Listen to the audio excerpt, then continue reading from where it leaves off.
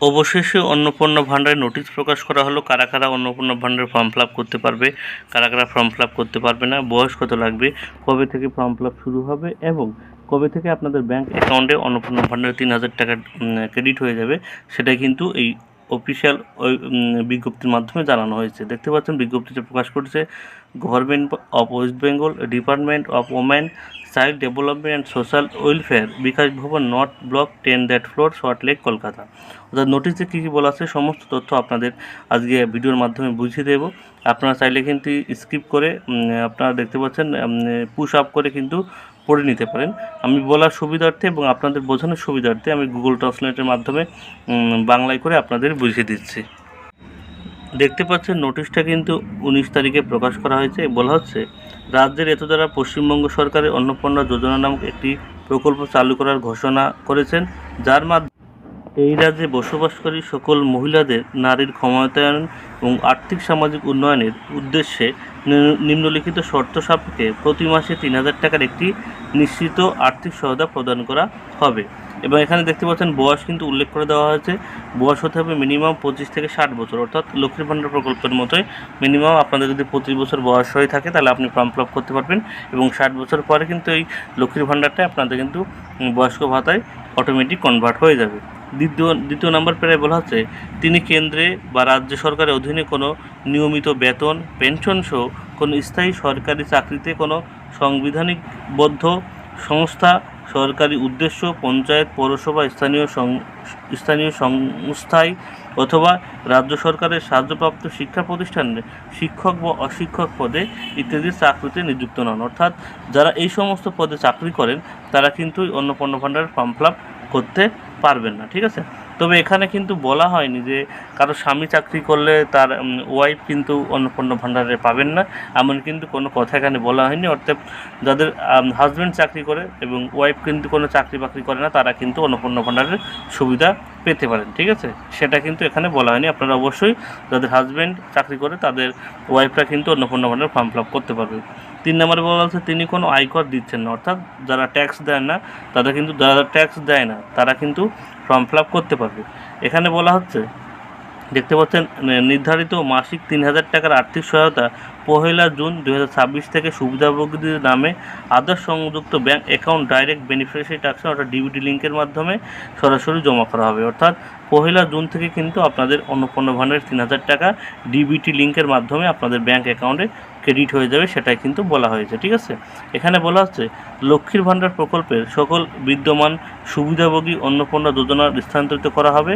তবে SIR 2026 চলাকালীন নিযুক্ত মৃত, স্থানান্তরিকরণ তালিকা থেকে বাদ পড়া, অনুপস্থিত ভোটার খসড়া তালিকা প্রকাশের পর দ্বিতীয় তালিকা থেকে বাদ পড়া, বিচার বিবেচনার পর তালিকা থেকে বাদ পড়া, ভোটার স্লিপ বিতরণের সময় পাওয়া মৃত, স্থানান্তরিত তালিকা থেকে বাদ পড়া ভোটারদের অন্তর্ভুক্ত হবেন না। যে সকল সুবিধাভোগী SIR ট্রাইব্যুনালে আপিল করছেন অথবা নাগরিকত্ব আইনের অধীনে আবেদন করছেন তারা তাদের আবেদন নিষ্পত্তি না হওয়া পর্যন্ত নতুন প্রকল্পের অধীনে আর্থিক সহায়তা পাবেন।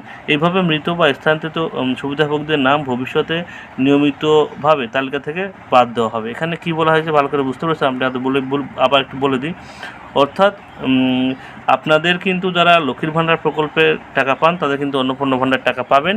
সেই সাথে যাদের SIR এর পর ভোটার লিস্ট থেকে বাদ পড়েছে নাম তারা কিন্তু আর অন্নপূর্ণা ভাণ্ডার টাকা পাবেন না।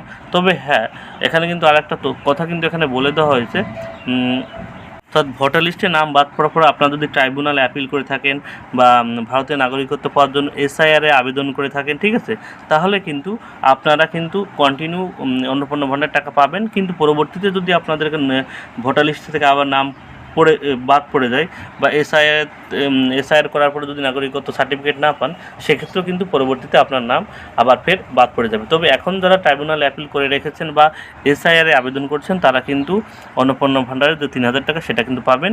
সেটা কিন্তু এই প্যারায় একদম স্পষ্ট করে বলে দেওয়া হয়েছে, ঠিক আছে। বলছে নতুন আবেদনকারীদের জন্য 2026 সালের 1 জুন থেকে অন্নপূর্ণা যোজনার পোর্টালে অনলাইন আবেদন করার সুবিধা চালু করা হবে। অর্থাৎ 1 জুন থেকে আবার যারা নতুনভাবে অ্যাপ্লিকেশন করবেন, অর্থাৎ তাদের বয়স 25 বছর হচ্ছে এই বছর, তারা কিন্তু 1 জুন থেকেই নতুনভাবে অনলাইনে অ্যাপ্লিকেশন করতে পারবে। ঠিক আছে, তারপরে বলছে এখানে অন্নপূর্ণা যোজনা অধীনে প্রাপ্ত আবেদনকারীর উদ্দেশ্যে ক্ষমতাপ্রাপ্ত সরকারি কর্মকর্তা দ্বারা যথাযথ যাচাই করা হবে।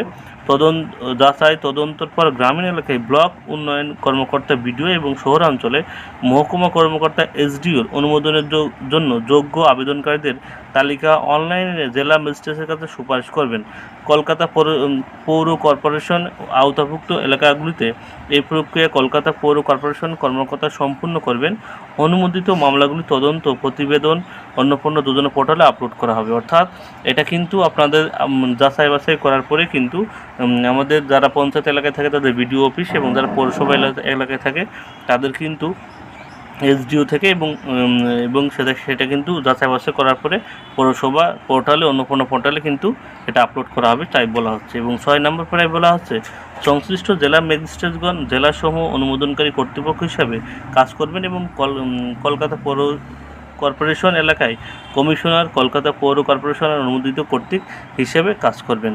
এই বিভক্তির অর্থ বিভাগ দেখতে পাচ্ছেন এখানে কিন্তু একটা তারিখ দেওয়া আছে। অর্থাৎ আপনারা বুঝতে পারছেন কারা অন্নপূর্ণা ভাণ্ডারের টাকা পাবেন, কারা পাবেন না। ঠিক আছে, এবং কবে থেকে পাবেন সমস্ত তথ্য আপনাদের বলে দিলাম। কারো যদি এরপরেও বুঝতে অসুবিধা হয় সে অবশ্যই কমেন্ট করে জানাবেন, অবশ্যই আপনাদের সেখানে আমি উত্তর দিয়ে দেবো। এবং ভিডিওটি সবার সুবিধার্থে প্রচুর শেয়ার করবেন এবং গুরুত্বপূর্ণ আপডেট সবার আগে পেতে হলে অবশ্যই চ্যানেলটি সাবস্ক্রাইব করে রাখবেন। এবং কবে থেকে ফর্ম ফিল আপ শুরু হচ্ছে এবং কবে থেকে অনলাইন পোর্টাল চালু হচ্ছে অবশ্যই চালু হলে আপনাদের সঙ্গে সঙ্গে ভিডিওর মাধ্যমে জানিয়ে দেওয়া হবে। সবাইকে ধন্যবাদ।